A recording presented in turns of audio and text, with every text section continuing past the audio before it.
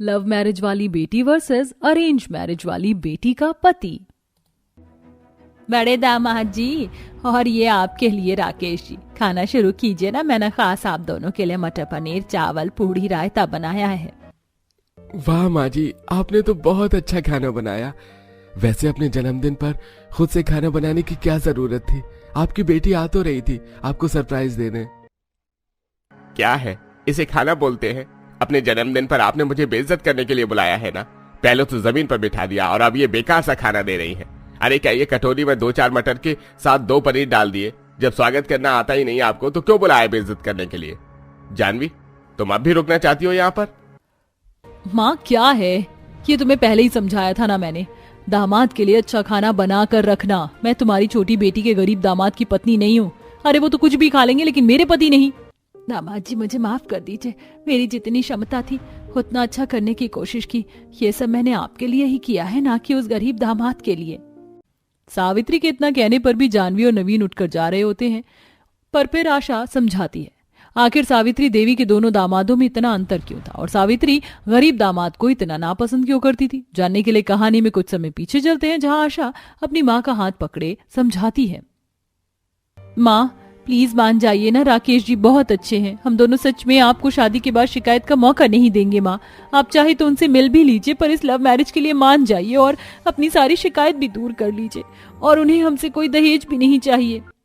चल तेरी मैं इतनी बात मान भी लूं तो क्या गारंटी है आगे जाकर तू भविष्य में खुश रहेगी।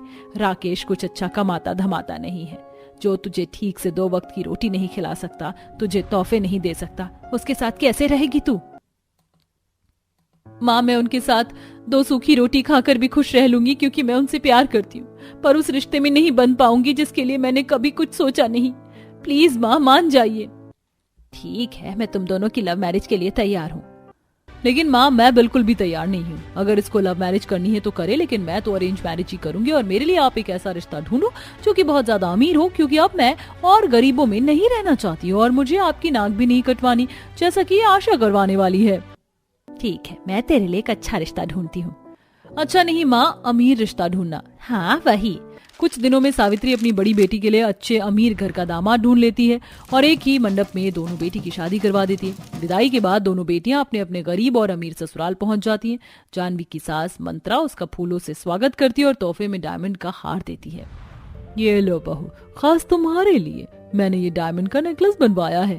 थैंक यू माँ जी, ये डायमंड का नेकलेस बहुत सुंदर है। हाय, कब से मैं अपने अमीर वाले शौक पूरे करना चाहती थी। हार लेने के बाद जानवी अपने कमरे में चली जाती है और फिर अपने ससुराल को निहारने लगती है। वहीं राकेश की माँ इस दुनिया में नहीं थी, तो राकेश खुद अपनी पत्नी का आरती कर गृह प्रवेश करता है। आशा, मेरी छोटी सी झोपड़ी में खुशियों के अलावा तुम्हें देने के लिए कुछ भी नहीं है। तुम मेरे साथ रह तो पाओगी ना? कम पैसे कमाता हूँ, कोशिश करूंगा कि तुम्हें खुश रखूं। अजी अब तो आपसे 7 वचन, 7 फेरे और 7 जन्मों का नाता हो गया है। आप मुझे जैसे भी खुश रखना चाहेंगे मैं उसी में ही खुश रह लूंगी। मुझे आपका साथ चाहिए और कुछ नहीं। मेरी जिंदगी में आने के लिए तुम्हारा बहुत बहुत शुक्रिया आशा। उसके बाद एक चटाई बिछाकर दोनों आराम करते हैं।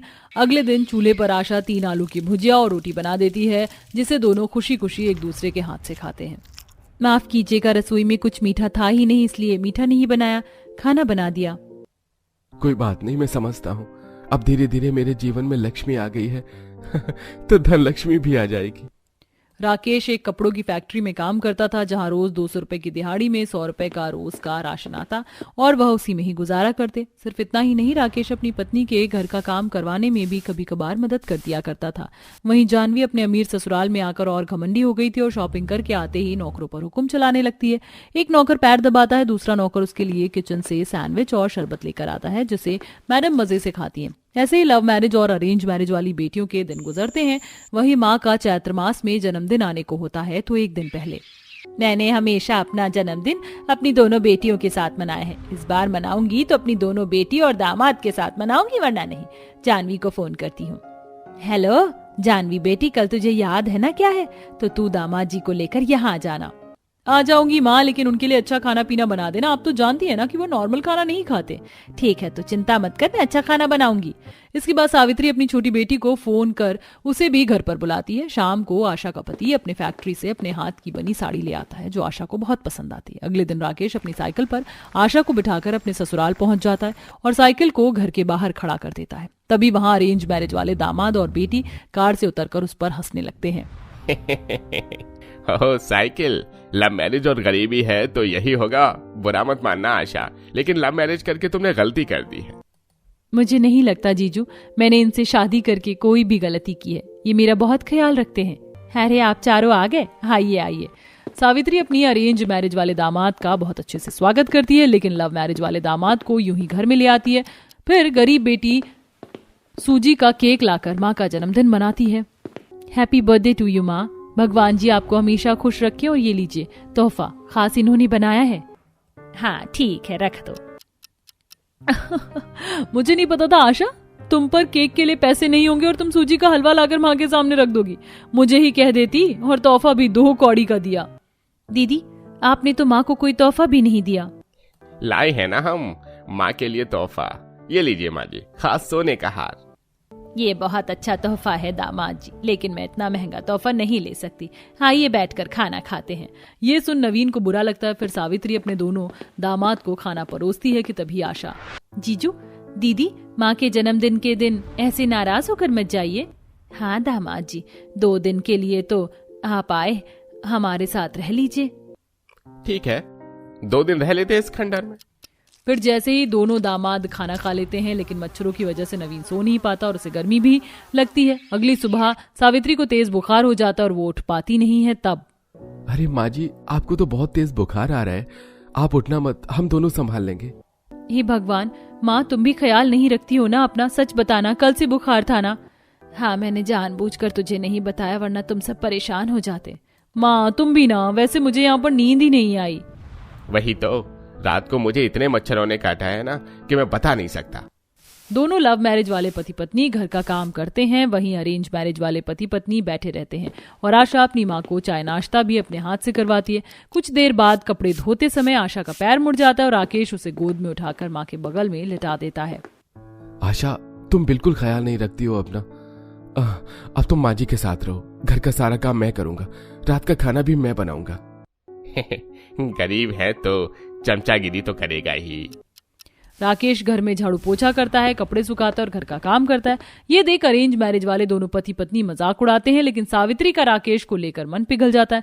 वहीं कुछ देर में सावित्री को फिर से बुखार चढ़ जाता है, उसकी हालत खराब होती है, लेकिन बेचारे राकेश पर पैसे ही नहीं होते। दीदी, जीजू, माँ की हालत खराब हो रही है, डॉक्टर को बुलाना है। आप डॉक्टर को बुला दीजिए और पैसे दे दीजिए ना। नहीं, मैं यहाँ पर ज्यादा कैश लेकर नहीं आया हूँ। तुम्हारा पति भी तो इस घर का दामाद है, वो उठा लेगा डॉक्टर का खर्चा। और क्या, हम अमीर हैं तो मुंह खोलकर पैसे मांगोगी क्या? आशा, तुम चिंता मत करो, मैं माँ जी के लिए डॉक्टर को लेकर आता हूँ। मेरी माँ की दी हुई अंगूठी कब काम आएगी? ये सुन सावित्री को राकेश के लिए बुरा लगता है, पर उसे अपने अरेंज मैरिज वाले अमीर दामाद की असलियत भी दिख जाती है। कुछ देर में राकेश अंगूठी बेचकर डॉक्टर को बुलाकर लेकर आता है और आए पैसों से डॉक्टर की फीस और दवाई का खर्चा उठाता है। 6 घंटे बाद सावित्री का बुखार कम हो जाता है। इस बीच गरीब दामाद सास की बहुत सेवा करता है। तब सावित्री, बस करो बेटा, और कितनी सेवा करोगे? मैंने तुम्हें बहुत गलत समझा राकेश बेटा, लेकिन तुम कोयले की खान में हीरा निकले। जिसे मैंने इतना सम्मान दिया, पूछा, उस दामाद को तो मेरी बिल्कुल फिक्र ही नहीं थी। तुमने अपनी माँ की अंगूठी को बेच दिया मेरे लिए। इनका तो समझ आता है, लेकिन मेरी बेटी भी अमीर होकर घमंडी हो गई है। जानवी, तूने भी अपनी माँ को नहीं समझा। चली जा मेरी नजरों के सामने से। जिन्हें मेरी परवाह नहीं, मुझे भी उनकी कोई परवाह नहीं। माँ, ऐसा मत कहो ना। नहीं आशा, जो है मैंने वही बोला। हाँ तो ठीक है, इस गरीब झोपड़ी में रहना भी कौन चाहता है। चलो जानवी। ये कहकर नवीन और जानवी चले जाते हैं, जबकि आशा और राकेश सावित्री का ख्याल रखते हैं। कुछ दिन सेवा करके दोनों वापस अपने घर चले जाते हैं। अमीर शांति और गरीब सुमित्रा के दरवाजे पर आज उनकी बहुएं अपनी हैसियत के हिसाब से गाड़ी से उतरती हैं, जिसके बाद दोनों ही सास अपनी अपनी बहू को अपने चौखट पर खड़ा कर देती हैं। बहू, तू बस अब यही दरवाजे पर रहना, मैं अपने हाथों से पहले तेरा गृह प्रवेश करूंगी। बहू माफ करना, तुझे अपने ससुराल में आते ही गरीबों को देखना पड़ा, पर क्या करें, हमारे सामने ये गरीब सब्जी वाले जाते ही नहीं। इस तरह शांति अपनी बहू के आते ही गरीब सब्जी बेचने वाली सुमित्रा को सुनाने लगती है। इसी तरह कुछ दिन बीत जाते हैं और एक दिन जब सुरभि घर के बाहर अपनी सास के साथ सब्जियां लगा रही होती है, तभी वो दोनों देखती हैं कि उसके अमीर पड़ोसन अपनी बहू के साथ कुछ भारी बड़े बैग लेकर बाहर आ रही है और गाड़ी में रखवाते हुए उन्हें सुना रही है। माँ जी, आप तो वर्ल्ड की बेस्ट सास हो। आपने हमें इतना अच्छा हनीमून पैकेज जो दिया, मैंने तो उम्मीद नहीं की थी। ऐसे कैसे नहीं देती बहू, मेरा सपना था कि मैं अपनी इकलौती बहू को हनीमून पर भेजूं, वो भी अपने पसंद की जगह पर। अब तुम दोनों जा ही रहे हो तो महीने भर रह कर आना। बहू, तेरी शादी में अभी अभी हुई है और माफ करना, शादी के बाद तुम दोनों घर से बाहर भी नहीं जा पाए। तो क्या हुआ माँ जी, हमारा पूरा परिवार एक साथ है, मेरे लिए यही काफी है। जहां सुरभि अपनी सास के साथ सब्जी ठीक करने में लगी होती है, तो वहीं पर प्यार से शांति अपनी बहू को हनीमून के लिए भेजती है। समय यूं ही बीतता है और एक दिन जब दोनों सास बहू घर के बाहर बैठकर सब्जियां बेच रही होती हैं, तभी उनकी नजर एक कार पर पड़ती है और वो देखती हैं कि शीतल गाड़ी से उतर रही है और वो अपने साथ काफी सारे गिफ्ट भी लेकर आई है। अरे बहू, इतने सारे गिफ्ट की क्या जरूरत थी? ऐसे कैसे जरूरत नहीं थी माँ जी, आपने हमारा इतना अच्छा हनीमून पैकेज बुक किया था, हमें तो मजा ही आ गया, इसलिए हम वहाँ से आपके लिए इतने सारे गिफ्ट लेकर आए हैं। अब मैं गरीब बहू की तरह तो नहीं हूँ ना कि बस सब्जियां ही ठीक करती रहूं। आपने मेरा इतना अच्छा सोचा तो मैं भी तो आपके लिए कुछ अच्छा ही सोचूंगी ना। एक बार फिर शीतल और शांति गरीब सास बहू को सुनाती हैं। ये सुन उन दोनों को ही अपनी गरीबी पर अफसोस होता है। समय यूं ही बीतता है और एक दिन, माँ, आप तो जानती हैं मुझे थोड़ी बहुत सिलाई आती है और गांव में एक फॉर्म भरा जा रहा है फैशन डिजाइनर के और टेस्ट भी हो रहा है। अगर मैंने टेस्ट पास कर लिया तो जो मैं डिजाइनर कोर्स करूंगी उसका आधा खर्चा सरकार उठाएगी। माफ करना काजल, तू मेरी बहन है, पर हम सब्जी बेचने वाले लोग इतने बड़े सपने नहीं देख सकते। तू भूल जा जो तूने सोचा है। किसने कहा कि गरीब सपने नहीं देख सकते? अगर मेरी नंद चाहती है कि वो फैशन डिजाइनर बने तो मैं उसका साथ दूंगी। मैंने कुछ पैसे जोड़े थे, कम पड़े तो मैं लगाऊंगी पैसे, और जैसे माँ जी सब्जी बेचती हैं अब से मैं भी वैसे ही सब्जी बेचूंगी। सुरभि अपनी नंद का इसमें पूरा साथ देती है। काजल भी काफी मेहनत करती है और टेस्ट पास कर लेती है, जिसके बाद सुरभि अपनी सारी सेविंग्स अपनी नंद को दे देती है। समय यूं ही बीतता है और एक दिन जब सास घर के बाहर सब्जी निकाल रही होती है और बेटा रेडी लेकर सब्जी बेचने के लिए जा रहा होता है और काजल इंस्टीट्यूट जा रही होती है, तो ये नजारा देखकर शांति गरीब परिवार का फिर से मजाक बनाती है। बहू देख रही है, सास बहू पति मिलकर सब्जियां बेचकर घर चलाते हैं और बेटी डिजाइनर बनने के सपने देख रही है। तो इसमें आपको क्या दिक्कत हो रही है आंटी जी? अरे रही मेरी फैशन डिजाइनर बनने की बात, तो क्या सब्जी बेचने वाले की बेटी डिजाइनर नहीं बन सकती? सब्जी बेचने वाले की बेटी हो, औकात में रहकर बात करो हमसे। चलिए माँ जी, इन गरीबों के तो मुंह नहीं लगना चाहिए। मुंह बनाकर शीतल अपनी सास के साथ अंदर चली जाती है। समय गुजरता है और काजल दिन रात मेहनत करती और अब तो वो आस पड़ोस के भी कपड़े सिलना शुरू कर देती है। अरे वाह बेटिया, तुमने मेरी बेटी का फ्रॉक तो बहुत अच्छा सिला है, उसे बहुत पसंद आया। ये लो फ्रॉक के पैसे। देखो भाभी, मुझे मेरी ड्रेस की पहली फीस मिली है। वो पैसे देखकर न सिर्फ काजल बल्कि पूरा परिवार बेहद खुश होता है। समय यूं ही बीतता है और एक दिन जब घर के बाहर सुमित्रा सब्जी बेच रही होती है, तो वहां शांति शीतल के साथ सब्जी लेने के बहाने आती है और सब्जी छांटते हुए बोलती है, बहू 1-2 महीने बाद तेरी एनिवर्सरी आ रही है, तो मैं सोच रही हूँ कि हम इस बार अपने घर के बाहर एक छोटी सी पार्टी रखें। अब तू बता, तुझे कैसी ड्रेस चाहिए अपनी एनिवर्सरी पर?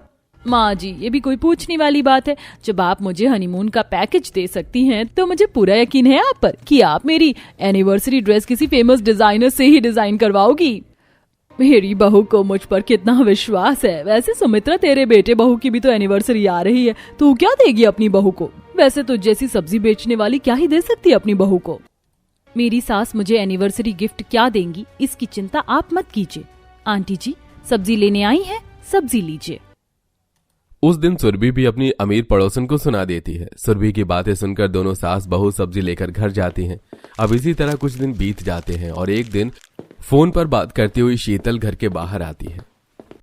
आई नो, आप बहुत बड़े डिजाइनर हैं, आपके पास एक्टर्स की ड्रेस के ऑर्डर आते हैं, पर हम भी कोई सब्जी बेचने वाली मामूली इंसान नहीं है। 10 तारीख को मेरी एनिवर्सरी है, मेरी ड्रेस एक दिन पहले आ जानी चाहिए टाइम पर।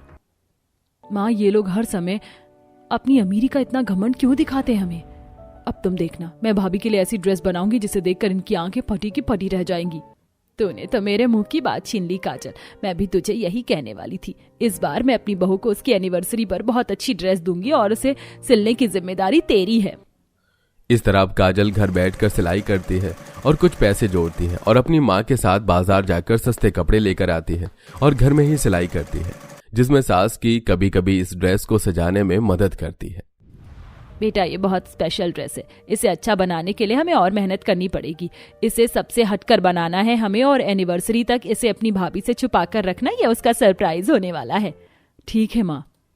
समय यूं ही बीतता है और बहुत जल्द सुरभि और शीतल की एनिवर्सरी का दिन आ जाता है, जहां एक तरफ शीतल के घर के बाहर छोटी सी पार्टी चल रही होती है और बड़े बड़े लोग अच्छे कपड़े पहन कर आते हैं, तो वहीं एनिवर्सरी वाले दिन सुरभि घर में होती है और काजल अपने भाई के साथ मिलकर घर के बाहर फूलों और बलून से घर को सजाती है और सुमित्रा अपने हाथों से अपनी बहू के लिए चॉकलेट केक बनाती है।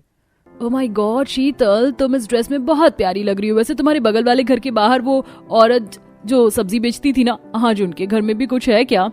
थैंक यू मेरे सुंदर गाउन की तारीफ करने के लिए। और उस गरीब की भी आज शादी की सालगिरह है। देखो कैसे गरीब लोग एक एक पैसे जोड़कर अपने हाथों से सब कुछ कर रहे हैं। पार्टी में आया हर इंसान शीतल की ड्रेस की काफी तारीफ करता है, पर कुछ ही देर में रवि सुरभि की आंखों पर पट्टी बांधकर बाहर लाता है और जब सुरभि अपनी आंखें खोलती है तो सुमित्रा उसे एक प्यारा सा गाउन देती है। माँ जी ये गाउन तो बहुत सुंदर है, ये तो बहुत महंगा होगा, इतने पैसे कहाँ से आए? बहू भूल गई, तूने अपने पैसे खर्च करके अपनी नंद को फैशन डिजाइनर बनाया है। ये गाउन मेरी बेटी ने सिला है। Thank you Nand ji. भाभी मुझे थैंक यू बोलने की कोई जरूरत नहीं है, 9 बज चुके हैं, मुझे बहुत भूख लगी। अब जल्दी से ड्रेस पहनकर आओ और केक काटो। आखिर ये आपकी फर्स्ट एनिवर्सरी है तो माँ की तरफ से एक ड्रेस तो बनती थी, बस मेहनत मेरी है। अब गरीब बहू अपनी सास की दी हुई ड्रेस पहनकर आती है और केक काटती है। इस तरह गरीब परिवार खुशियां मना रहा होता है और यह सब कुछ अमीर शीतल के घर आए मेहमान देख रहे होते हैं। शीतल भी जल जाती है और गुस्से में जैसे ही जाकर कुर्सी पर बैठती है उसकी ड्रेस पीछे से फट जाती है। तभी सास जल्दी जाकर उसे ढकती है और ये देखकर आए सभी मेहमान हंसने लगते हैं। माफ करना शीतल, पर तुम इतनी अमीर हो फिर भी तुम्हारी ड्रेस 2 घंटे भी नहीं चली। इतनी टाइट ड्रेस पहनने का क्या मतलब था? और तुमने कैसे डिजाइनर से अपनी ड्रेस डिजाइन करवाई? इससे तो अच्छा तुम अपनी गरीब पड़ोसन से पूछ लेती और वहीं से तुम भी ड्रेस मंगवा लेती। मुझसे तो अब और नहीं रहा जा रहा, मैं तो जा रही हूँ पूछने। फिर मैं भी अपने कपड़े डिजाइन करवाऊंगी जहाँ से उसने करवाए हैं। शीतल के दोस्त से रहा नहीं जाता और वो सब उसकी पार्टी छोड़कर सुरभि के पास जाते हैं और उसकी ड्रेस की तारीफ करते हैं। हमने देखा तुम्हारी ड्रेस ऑसम लग रही है, हमें भी बताओ ना कहाँ से तुमने ड्रेस डिजाइन करवाई? ये ड्रेस मैंने कहीं से डिजाइन नहीं करवाई, मेरी सास ने गिफ्ट की है और इसे मेरी नंद ने सिला है। मेरा डिजाइनर कोई और नहीं बल्कि मेरी नंद है। बहन तुम तो बहुत अच्छी डिजाइनर हो। मेरे कांटेक्ट में 1-2 डिजाइनर हैं पर तुमने तो उनको भी फेल कर दिया। क्या आने वाली हर पार्टी के लिए तुम हमारे कपड़े डिजाइन करोगी? इस तरह उस दिन न सिर्फ सुमित्रा अपनी बहू को उसकी सालगिरह पर एक अच्छी ड्रेस देती है बल्कि सुरभि की सूझबूझ से उसकी नंद फैशन डिजाइनर बन जाती है और उस दिन से काजल के पास काम आने लगता है। और ये सब कुछ देखकर अमीर सास बहू बस खड़ी खड़ी जलती रह जाती हैं।